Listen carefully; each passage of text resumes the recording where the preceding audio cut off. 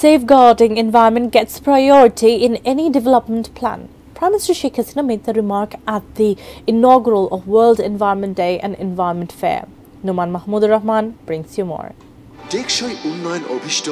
No plastic was used in the stage built for the inaugural of World Environment Day at Bangabandhu International Conference Centre. Rather, the whole conference centre was decorated with bamboo and jute.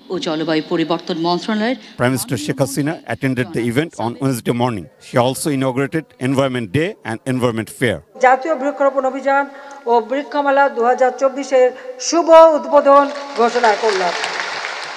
Calling upon all plant at least one sapling, the Prime Minister said safeguarding environment is one of the important objectives of our government. পরিকল্পনা আমরা যখন নেই উন্নয়ন পরিকল্পনা সেই পরিকল্পনায় অবশ্যই আমাদের পরিবেশ রক্ষার বিষয়টা এবং যদি কোথাও আমাদের মানে জায়গার জন্য গাছ কাটতে হয় তো যত গাছ কাটবে তার থেকে 3 গুণ বেশি গাছ তার লাগাবে এই শর্তটা কিন্তু আমরা জুড়ে দিই।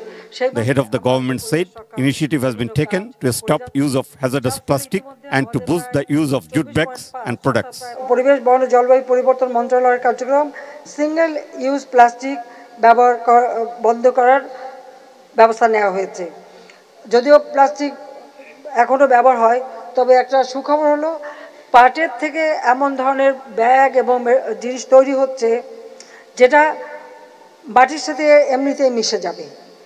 সোনালী ব্যাগ সেটা ইতিমধ্যেই আমাদের একজন সায়েন্টিস্ট মোবারক শাহ আবিষ্কার করেছেন। The Prime Minister called upon all not to use pesticide beyond limit. Protecting the country from natural calamity and ensuring food security are the goals of our government. 2001 থেকে 2006 মেয়াদে বিএনপি জামাত জোট বা পরবর্তী 2 বছরের তত্ত্বাবধায়ক সরকারের সময় এই ধারাবাহিকতা কিন্তু রক্ষা করা হয়নি। শুধু তাই না, আপনারা দেখেছেন 2013 সালে সরকার উৎখাতের আন্দোলনের নামে অগ্নি সন্ত্রাস করে মানুষকে যেমন হত্যা করা হাজার হাজার বৃক্ষ লক্ষ লক্ষ বৃক্ষ তারা কেটে ফেলে দেয় জামাত বিএনপি এরা সেই সময়। অর্থাৎ আমরা যেখানে গাছ লাগিয়ে গেছি সেগুলি তারা ধ্বংস করেছে, এটাই হচ্ছে দুর্ভাগ্যের বিষয়। The Prime Minister also conferred awards to different individuals and organizations under 30 categories for contributions in safeguarding trees and environment. It is expected, echoing the call of the Prime Minister, all of us will make the environment of our beloved motherland greener and protect our environment. Numan Mahmoodur Rahman, English Desk, ATN News.